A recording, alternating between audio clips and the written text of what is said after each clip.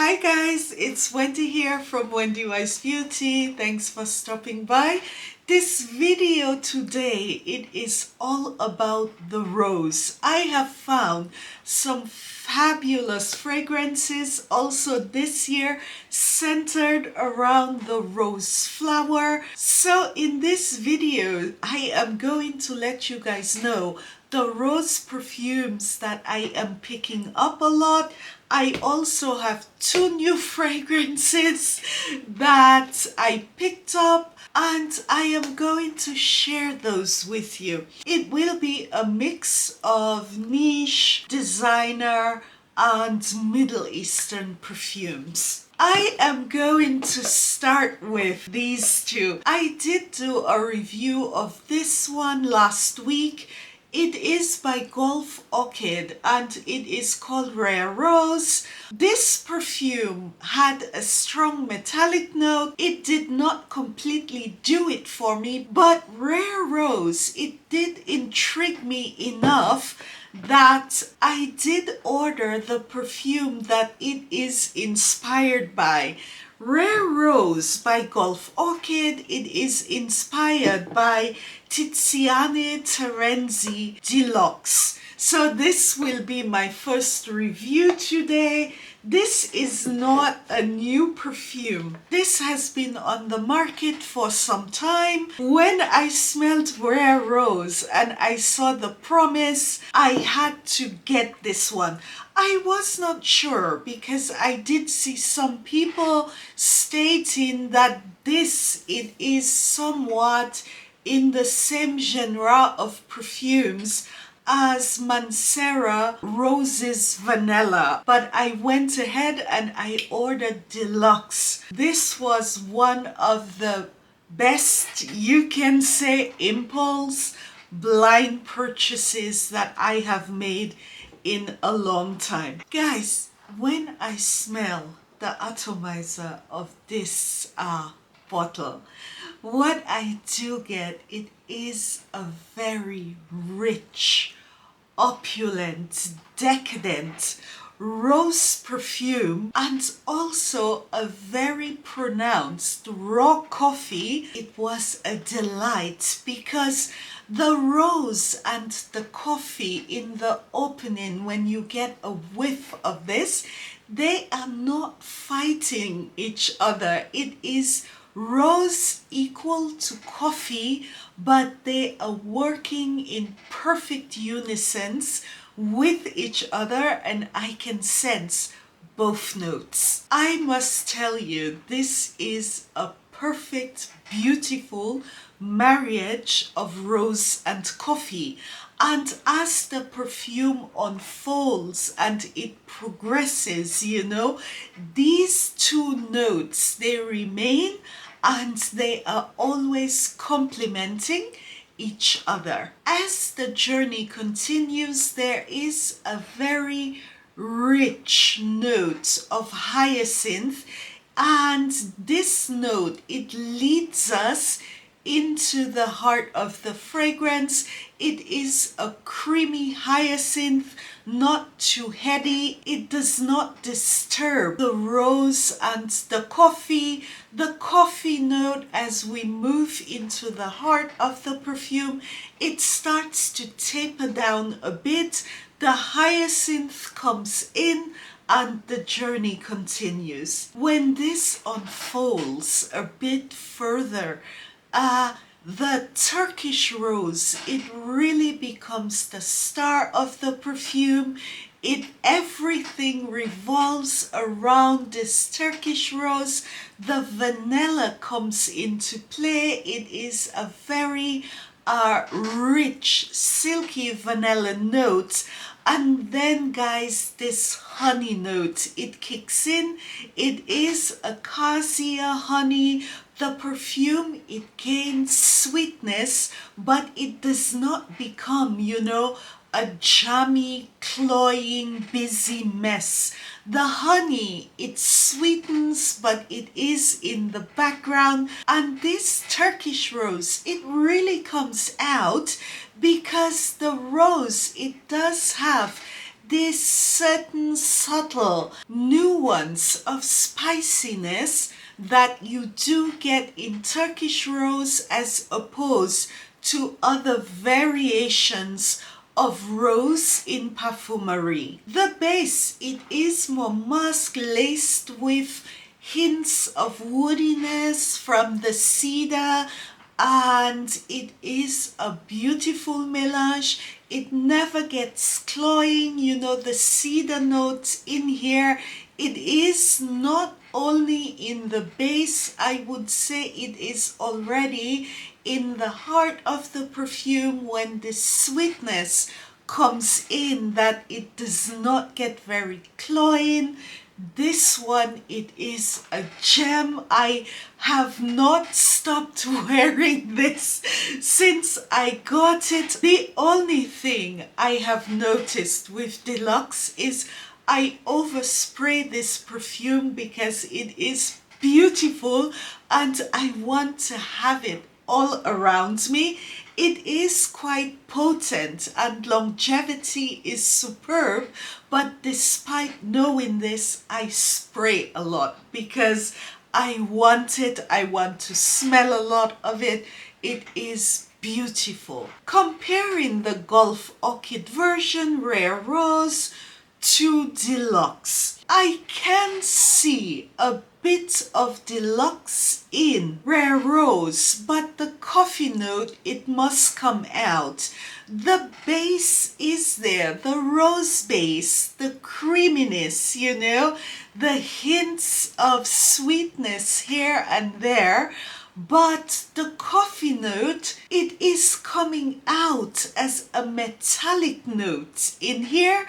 And I think this perfume needs time to macerate. If and when the coffee note replaces the metallic note that I get in here, then I will say that this resembles, you know, Deluxe. At this point in time, I am not able to get any type of coffee note. So this is one I do have to come back on, and I think I will have to give this maybe a month or more. So all is not lost with Rare Rose. It did introduce me to a fabulous perfume, but I will keep working with it, sniffing it, and if it does change or it starts to resemble Deluxe,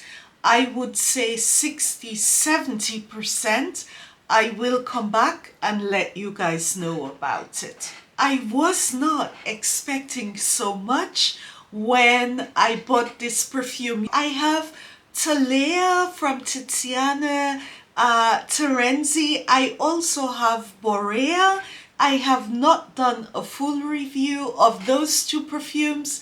I will try to do this soon because both of them are summer perfumes, but they did not wow me as much as Deluxe did. They're beautiful perfumes and I am happy I bought them, but they did not, you know, blow my mind like this one did. The next one that I do have, it is Roses Are White, and this one, it is from Zamaya. It is inspired by Byredo, Rose of No Man's Land, and I love this perfume so much, you know, the DNA.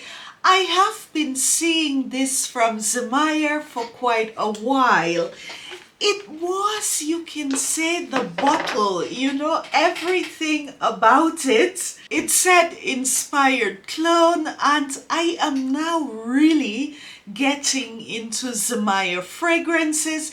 I have had it on the list, and also more than one of you on this channel have and did mention roses are white, so I did want to try it. The packaging, it is quite cute, you know, but this, it does not really stay on. I have to fuss with this a lot, so I will go ahead and discard it. I like this right when I smelled this, and I could tell immediately that it is the Rose of No Man's Land DNA, but there are differences in Roses White to Roses de Emotion. This one has top notes of pink pepper and Turkish rose. The heart, it is amber and raspberry flower, and the base, it's papyrus and rose. This one, it opens a bit differently to Rose de Emotion. It has a bit more of a sweeter opening and laced with some spice from the pink pepper. When I sprayed this, you know, it's the type of the perfume that you spray it and you want some more and some more. It is almost, the opening, it is a bit addictive. I did not sense any kind of alcohol in the opening. I did look at the batch code. It is from April of 2024, so this, it is nicely cured. Roses White, it has a bit more of a creamier consistency as compared to Roses de Emotion. This one also, there is sweetness in here, but I cannot say I smell raspberries. The papyrus note is very pronounced in here also, same as in the original and the French Avenue version. However, in this one, I think the papyrus, it is, as opposed to being a bit more woody green mossy, it is in here maybe a little bit more powdery. You know, I think it adds creaminess almost to the perfume. It is not powder, but it is almost getting to this point. I find also the difference to Roses de Emotion. The base of Roses White, it is to my nose a bit more ambery than woody. It is different enough that I will wear both of these perfumes. I do find Roses de Emotion to have a bit more crispiness, a bit more woodiness in the dry down. The papyrus in here, it comes off more woody as opposed to, you know, papyrus, which adds a bit of creaminess, almost a bit of a powdery accord to the perfume. This is beautiful, and it is a steal, you know, for the price point. Oh, I just forgot. This has very nice sillage in the first couple of hours. But compared to Roses de Emotion, this one has a little bit less lasting power. I am loving, you know, this DNA, these two perfumes.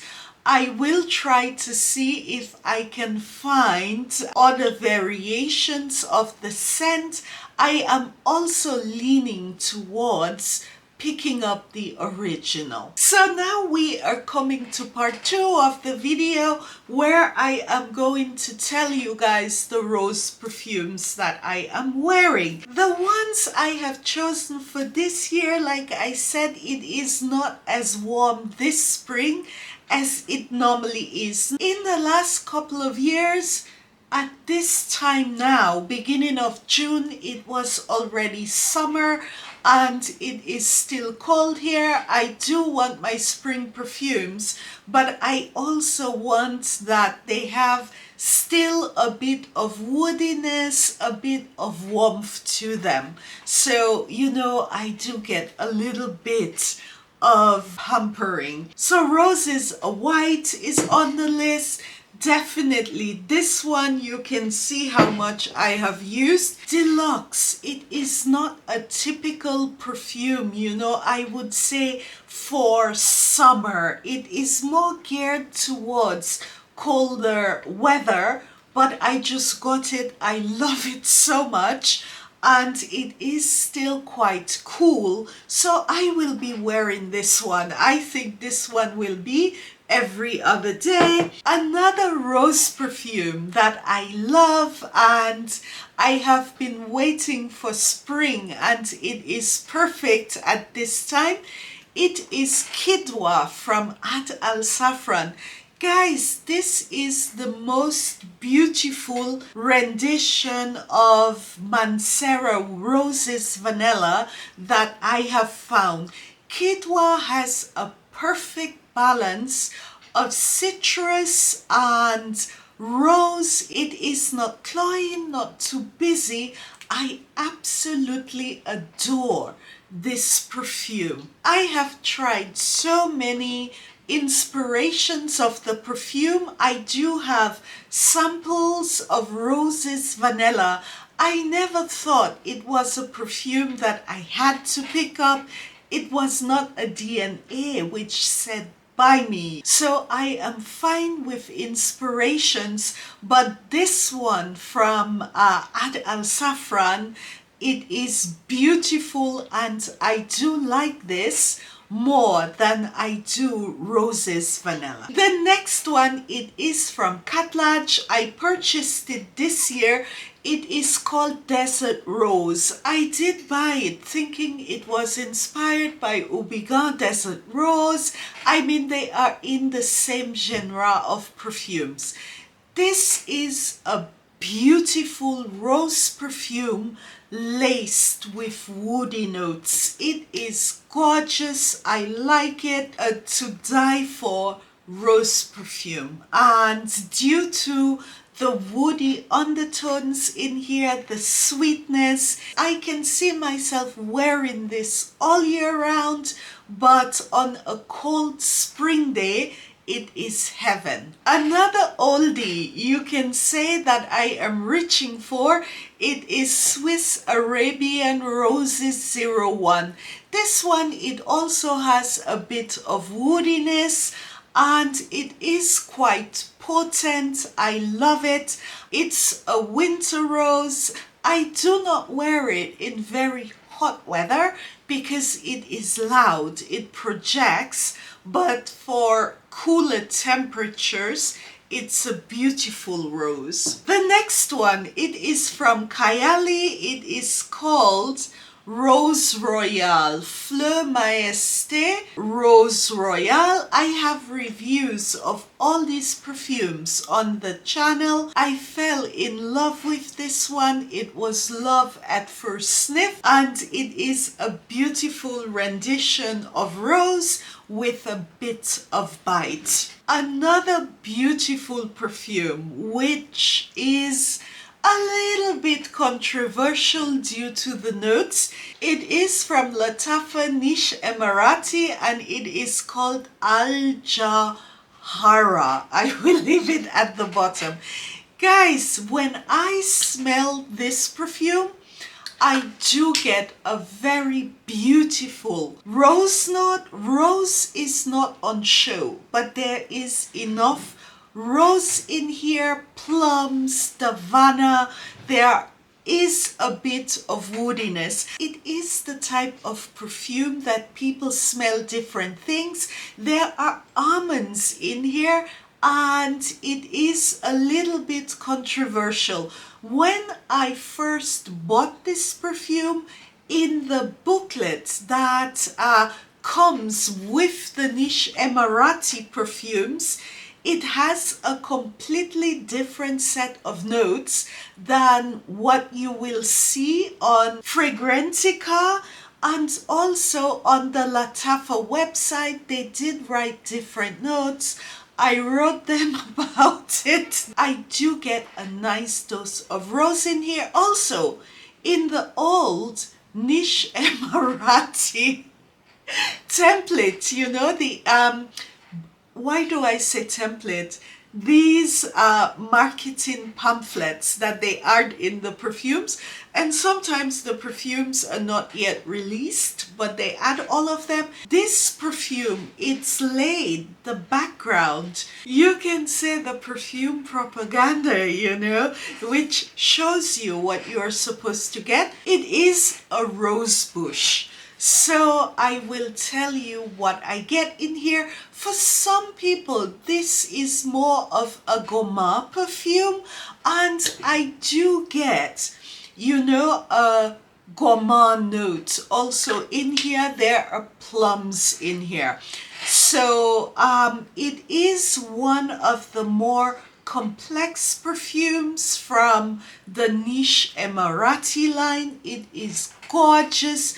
I did review this, I think, about 2 years ago. This one, it has started to get more love, and the niche Emarati line in general does not get a lot of love. Sometimes I think it is due to the packaging, but this one, it is a gorgeous presentation. Beautiful perfume. I can't keep my hands off this spring, summer, or winter. It is one of my go-to perfumes, and I think it might be my favorite perfume from Latafa. The other two I will not croon on as much because I know that Al Jahara is not, you know, on the feeds every day. Another one that I am wearing a lot, it's from Khadlaj. It is called Rose and Romance, and this one is a bit of a vintage rose. It is not dated. It smells like, I would say, a historical rose. It has a vintage feel to it. It's a rose perfume that I love wearing at night or on the weekends when I am just going around and, you know, nothing formal. It's a beautiful rendition of rose. Another one which is a bit more on the crispier side, but I love this rose perfume in spring. It is Miss Dior Blooming Bouquet.